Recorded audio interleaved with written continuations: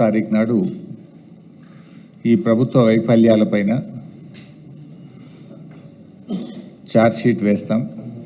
కానీ ఈరోజు ఈ ఏడాది కాలంలో రేవంత్ రెడ్డి యొక్క డబుల్ స్టాండర్డ్స్, రేవంత్ రెడ్డి గారి యొక్క రెండు నాల్కల ధోరణి, ప్రతిపక్షంలో ఒక మాట, అధికారంలోకి వచ్చిన తర్వాత ఆయన మాట మార్చిన తీరు కావచ్చు.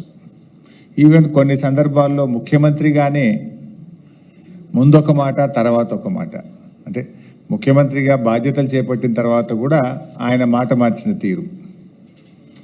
ఇట్లా ముఖ్యమంత్రి గారు ఏంటంటే ప్రజలను ఏ రకంగా ఆయన మోసం చేస్తున్నారు, వంచిస్తున్నాడు, ఆయన నైజం అంటే ఉన్నది ఉన్నట్టుగా కుల్లం కుల్లా ప్రజల ముందు ఆయనకు నిజస్వరూపాన్ని బయటపెట్టే ప్రయత్నం చేస్తున్నాం. ఈరోజు మనం జనరల్గా రెండు తలకాయల పాము గురించి అందరం విని ఉంటాం కదా. రెండు తలకాయల పామును చూసి మనం చాలా భయపడతాం, కానీ పాపం అది ఏమనది. రెండు తలకాయల పాము అది ఏమనదు, అదంత పెద్ద ప్రమాదకరం కాదు. రెండు నాల్కల ధోరణి కలిగిన మనుషులు ఉంటారు, రెండు నాల్కల మనిషి అంటాం, కానీ దాన్ని మనం పెద్దగా పట్టించుకోం. రెండు నాల్కల మనుషుల గురించి పెద్దగా పట్టించుకోం, కానీ వామ్మో అది చాలా ప్రమాదకరం, చాలా ప్రమాదకరం. అయితే ఈ రెండు నాల్కల వైఖరికి ఎవరు నిదర్శనమని రాష్ట్రంలో ఎవరిని అడిగినా కూడా స్పష్టంగా నిస్సందేహంగా చెప్తారు ఆయన ఎవరు అంటే రేవంత్ రెడ్డి, మన రాష్ట్ర ముఖ్యమంత్రి.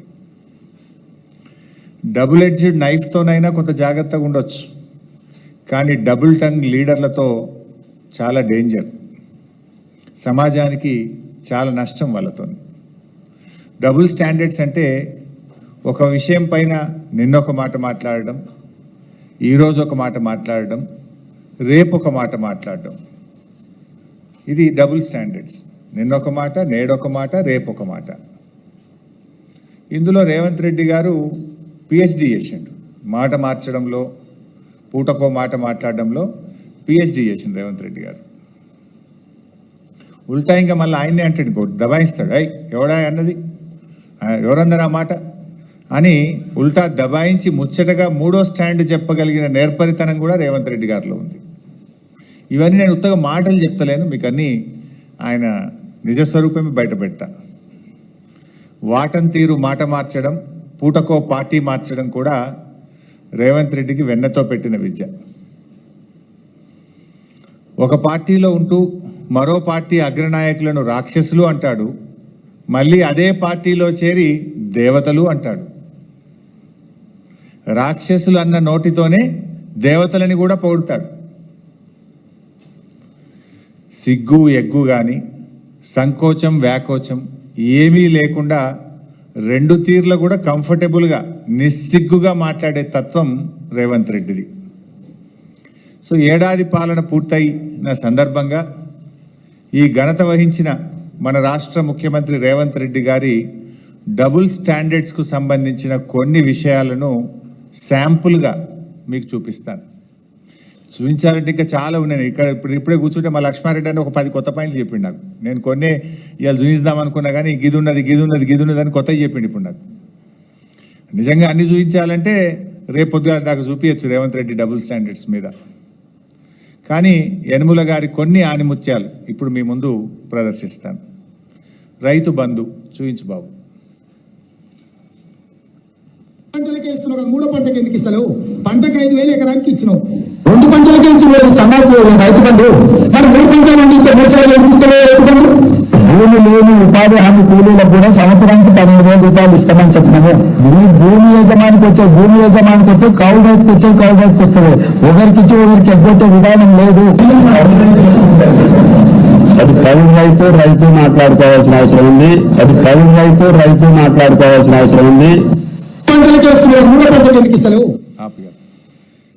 మీరు చూశారు, 2 పంటలకే ఎందుకు ఇస్తావు, 3 పంటలకు రైతు బంధు ఇవ్వాలన్నాడు. ఉన్న పంటకు ఎగబెట్టిండు కదా ఈ రేవంత్ రెడ్డి. ఇప్పుడు ఉన్న పంటకే రైతు బంధు ఎగబెట్టిండు. అంటే ఎన్నికల ముందు ఇంకో మాట చూశారు, కౌలు రైతుకు ఇస్తాం, రైతుకు కూడా ఇస్తామన్నాడు రైతు బంధు. కౌలు రైతుకి ఇచ్చినామని రైతుకు ఎగ్గొట్టం, రైతుకి ఇచ్చినామని కౌలు రైతుకు ఎగ్గొట్టం అన్నాడు ఆనాడు రేవంత్ రెడ్డి గారు. ఇవాళ ఏమంటున్నారు? అది కౌలు రైతు రైతు ఇద్దరే మాట్లాడుకోవాలి అని చెప్పి నిస్సిగ్గుగా మాట మార్చిన ఈ ప్రభుత్వ తీరు మీరు గమనించవచ్చు. ఇప్పుడు ఏమంటున్నారు? అధికారంలోకి రాగానే అది కౌలు రైతా వాళ్ళే తెలుసుకోవాలి, మాకు సంబంధం లేదన్నారు. ఆ రోజేమో కౌలు రైతుకు ఇస్తాం, రైతుకు ఇస్తాం, 3 పంటలకు రైతు బంధు ఇస్తా అన్నాడు. నిన్న మాట్లాడుతుండు సిగ్గు లేకుండా ముఖ్యమంత్రి. ఏం మాట్లాడుతుండే నిన్న? గత ప్రభుత్వం అట యాసంగి పంటలో రైతు బంధు ఎగ్గొట్టిందట.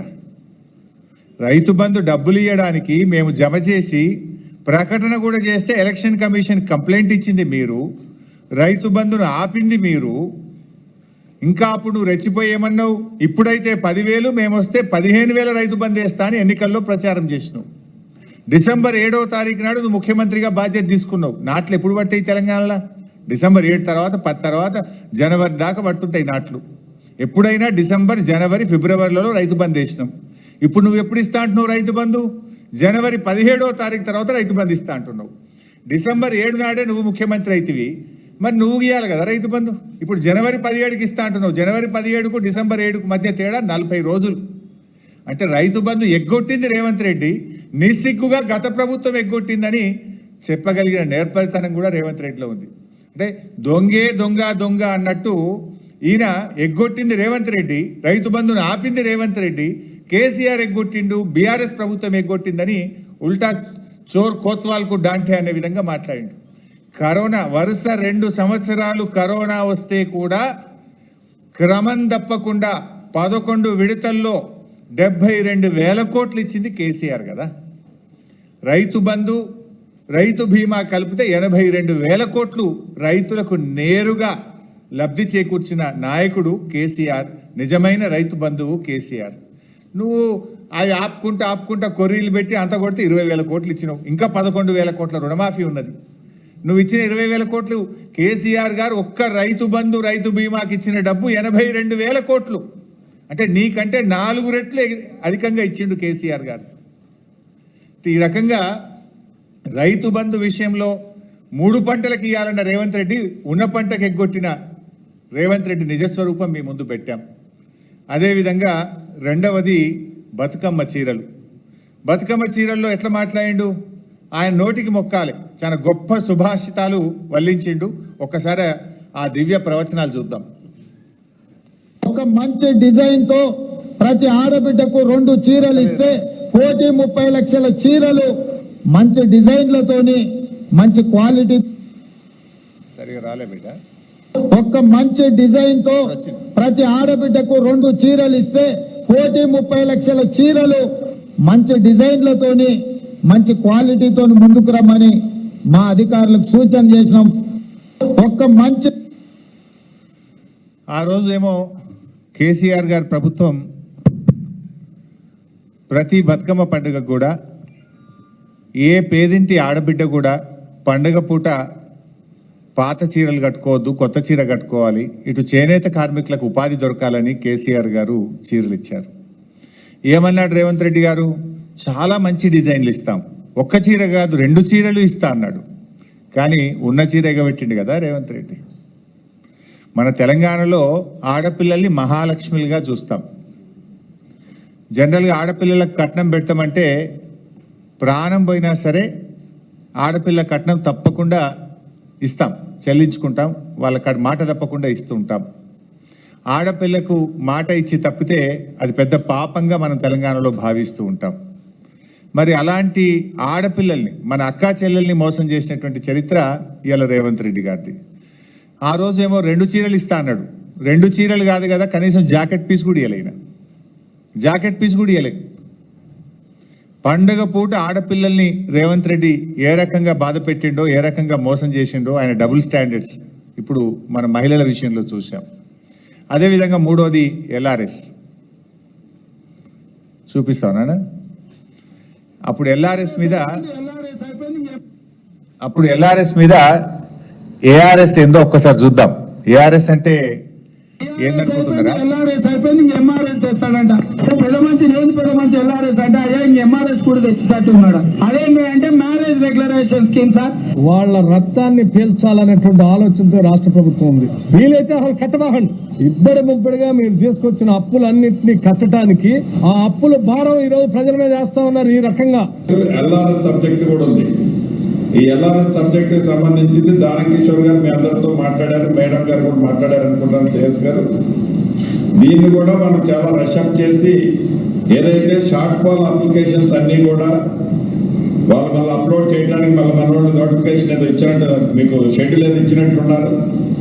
వాటిని కూడా మనం షార్ట్ అవుట్ చేయాల్సిన రెస్పాన్సిబిలిటీ ఉంది. దానికి కావాల్సిన టీములు కూడా కావాలంటే ఐడెంటిఫై చేసుకొని రిపోర్ట్ చేసుకుందాం అనుకున్నాం. సో ఎల్ఆర్ఎస్ మీద ఏఆర్ఎస్ ఏందో చూశారు. ఎల్ఆర్ఎస్ అంటే ల్యాండ్ రెగ్యులరైజేషన్ స్కీమ్, మరి ఏఆర్ఎస్ అంటే యనమల రేవంత్ రెడ్డి స్కీమ్. ఆ రోజు బీఆర్ఎస్ పార్టీ అధికారంలో ఉన్నప్పుడు ఎల్ఆర్ఎస్ ఉచితంగా చేయాలని, పేదల రక్తమాంసాలు పీలుస్తున్నారని, పేదలను ఉసురు పోసుకుంటున్నారని రెచ్చిపోయి మాట్లాడిండు రేవంత్ రెడ్డి గారు, బట్టి విక్రమార్క గారు, ఉత్తమ్ కుమార్ రెడ్డి గారు, కోమటిరెడ్డి గారు, సీతక్క గారు. ఇంకా అందరి వీడియోలు ఉన్నాయి, నేను టైం వేస్ట్ చేయదలుచుకోలేదు. కానీ ఇవాళ ఏమంటున్నారు? డబ్బు కట్టాల్సిందేనట. ఇప్పుడు 15,000 కోట్ల రూపాయల డబ్బు కట్టండి అని అధికారులకు ఛార్జ్ మెమోలు ఇస్తున్నారు. ఏమైంది? ప్రజల దగ్గర డబ్బు కట్టిస్తలేరు. ప్రజల్ని బెదిరించండి, అవసరమైతే కడీలు వీకండి, లేఅవుట్లు కూల్చండి, ప్రజల చేత డబ్బు కట్టించండి అని చెప్పి ఇవాళ ప్రజల రక్త మాంసాలు పీల్చి ఇవాళ ఎల్ఆర్ఎస్ డబ్బులు పేద ప్రజల దగ్గర వసూలు చేస్తా ఉన్నారు. నేను అడుగుతా ఉన్నా, ఆ రోజు ఉచితంగా చేయాలన్న మీరు ఇవాళ పేద ప్రజల రక్త మాంసాలు ఎందుకు పీలుస్తున్నారు? ఎందుకు ఎల్ఆర్ఎస్ కు ప్రజలు డబ్బులు కట్టాలి? కట్టద్దు అని బట్టి విక్రమార్క మాట్లాడింది కదా, గదే మాట మేమంటున్నాం. తెలంగాణ ప్రజలారా ఎల్ఆర్ఎస్ కట్టకండి. ఆనాటి బట్టి గారి మాటని నేను ఇవాళ చెప్తా ఉన్నా. నిజంగా మీరు మనుషులైతే, మాట మీద నిలబడే తత్వం ఉంటే, పేదల మీద ప్రేమ ఉంటే ఎల్ఆర్ఎస్ ను ఉచితంగా చేయాలని బీఆర్ఎస్ పార్టీ డిమాండ్ చేస్తుంది.